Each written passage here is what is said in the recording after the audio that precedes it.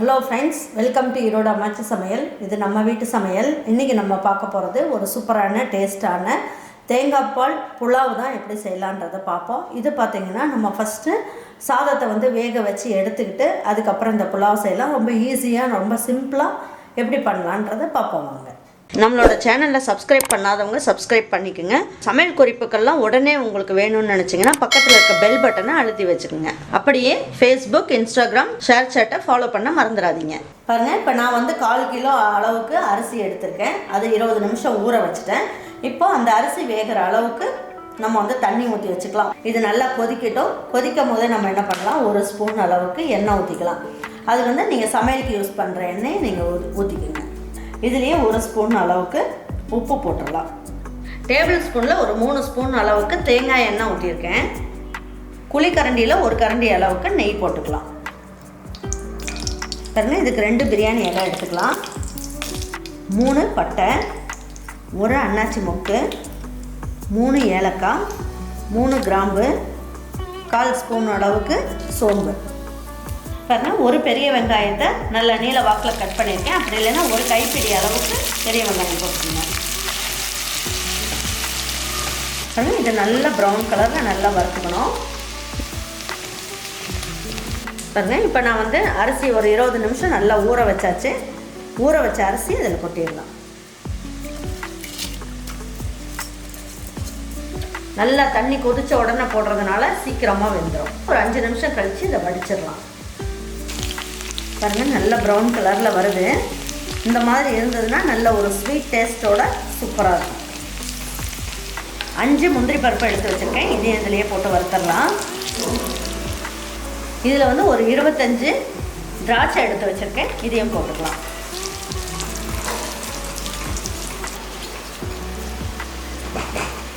இப்போ பாருங்கள், இதுலேயே நான் என்ன பண்ணியிருக்கேன், 3 பச்சை மிளகாய் எடுத்து வச்சுருக்கேன். இந்த 3 பச்சை மிளகாயை நீல வாக்கில் கட் பண்ணியிருக்கேன். இதையும் போட்டுடலாம். இதுலேயே கொஞ்சமாக புதினா இலை, கொஞ்சமாக கொத்தமல்லி. பாருங்கள், இதில் நான் சோயா, சிகப்பு கலர் சோயா வாங்கி வச்சுருக்கேன். இதில் ஒரு 50 கிராம் அளவுக்கு போட்டுக்கலாம்.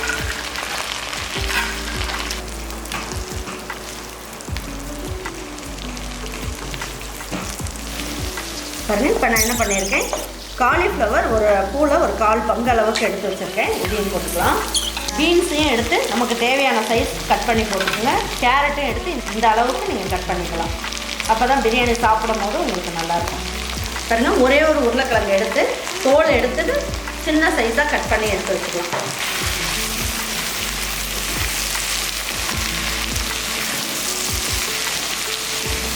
தேவையான அளவுக்கு உப்பையும் இந்த ஸ்டேஜ்லேயே போட்டுடலாம்.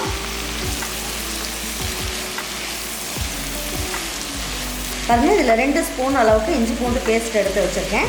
இதையும் போட்டுடலாம். போட்டு எல்லாம் ஒன்றா சேர்த்து நல்லா வதக்கிக்கலாம். இதில் ஒரு 1/4 ஸ்பூனோட கம்மியாக மஞ்சள் தூள் எடுத்துருக்கேன். இதையும் போட்டுக்கலாம்.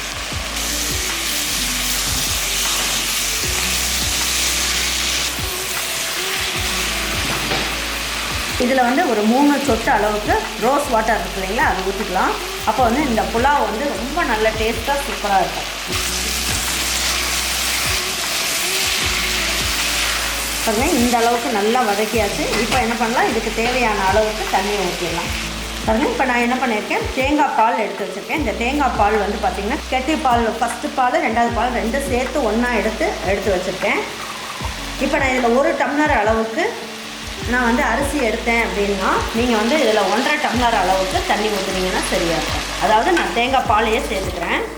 நான் இந்த சாதத்தை கொஞ்சம் வடிச்சிட்டு அதுக்கப்புறமா சேர்த்துறதுனால 1க்கு 1.5 ஊற்றுனீங்கன்னா சரியான பக்குவத்தில் வரும் உங்களுக்கு பிரியாணி. இப்போ தட்டை வச்சு மூடி வச்சிடலாம். எல்லாம் ஒன்றா சேர்ந்து வேகட்டும். இது காயெல்லாம் வேகிறதுக்கு ஒரு 5 நிமிஷம் ஆகும். எல்லாம் ஒன்றா சேர்ந்து நல்லா வேகட்டும். நம்ம அரிசியை நல்லா வேக வச்சாச்சு. இந்த பக்குவத்தில் இருந்தால் போதும். இந்த ஸ்டேஜில் நீங்கள் எடுத்திங்கன்னா தான் உங்களுக்கு பிரியாணியாக இருந்தாலும் சரி, ஃப்ரைட் ரைஸாக இருந்தாலும் சரி, நல்லா உதிரி உதிரியாக உங்களுக்கு கிடைக்கும். இப்போ எடுத்து இதை வடிச்சிடலாம்.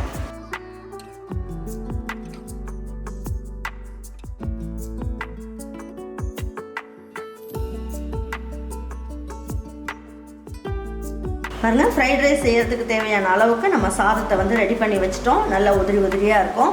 இந்த சாதம் வச்சுட்டு எப்படி வந்து நம்ம ஃப்ரைட் ரைஸ் செய்யலான்றதை பார்ப்போம். பாருங்கள், இப்போ எடுத்து பார்க்கலாம் எப்படி இருக்குன்ட்டு. பாருங்கள், எல்லாமே நல்லா கொதிச்சு காய் எல்லாமே நல்லா வெந்துருச்சு. பாருங்கள், நம்ம எடுத்து வடித்து வச்சுருக்கோம் இல்லைங்களா சாதம், இதையே இதில் போட்டுடலாம்.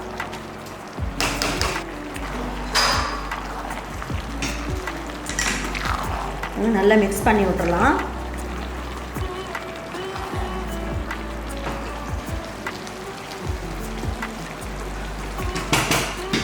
இப்போ என்ன பண்ணலாம், இதிலே 1 ஸ்பூன் அளவுக்கு லெமன் சாறு விதை இல்லாமல் ஊற்றிடலாம். இதுலேயே கொஞ்சமாக ஃப்ரெஷ்ஷான கொத்தமல்லி எடுத்து நல்லா பிச்சுட்டு போட்டுடலாம். புதினா இலையும் எடுத்து நல்லா பிச்சு போட்டுடலாம்.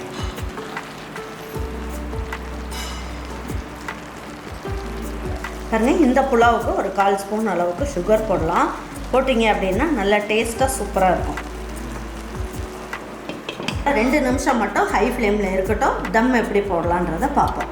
இப்போது பாருங்கள், கொஞ்சம் தண்ணி எல்லாம் நல்லா வடிஞ்சிருச்சு. பாருங்கள், இப்போ நம்ம என்ன பண்ணலாம், இப்போ ஸ்டவ்வை ஸ்லோவாக வச்சுருங்க. இப்போ நம்ம வந்து தோசைக்கல்லை வந்து பாருங்கள் நல்லா சூடு பண்ணி வச்சுருக்கோம். இந்த அளவுக்கு தோசைக்கல் வந்து நல்லா சூடாக இருக்கணும். அந்த தோசைக்கல்லில் இந்த பாத்திரத்தை எடுத்து வச்சிடலாம். ஸ்டவ்வை வந்து நல்லா ஸ்லோ ஃப்ளேமில் வச்சிடலாம். ஒரு 5 நிமிஷம் அப்படியே இருக்கட்டும், கிளறெல்லாம் வேண்டாம். அதுக்கப்புறம் எடுத்து பார்க்கலாம் எப்படி இருக்குன்னு. பாருங்கள், ஸ்லோ ஃப்ளேமில் வச்சுருந்தோம். இப்போ 5 நிமிஷம் ஆகிடுச்சு. இப்போ ஸ்டவ் ஆஃப் பண்ணிடலாம். ஒரு 5 நிமிஷம் கழித்து ஓப்பன் பண்ணி பார்க்கலாம் எப்படி இருக்குது பிரியாணின்ட்டு. பாருங்கள், இப்போ எடுத்து பார்க்கலாம் எப்படி இருக்குன்ட்டு. பாருங்கள், சுத்தமாக அடியும் பிடிச்சிருக்காது. பிரியாணியும் நல்லா டேஸ்ட்டாக சூப்பராக இருக்கும்.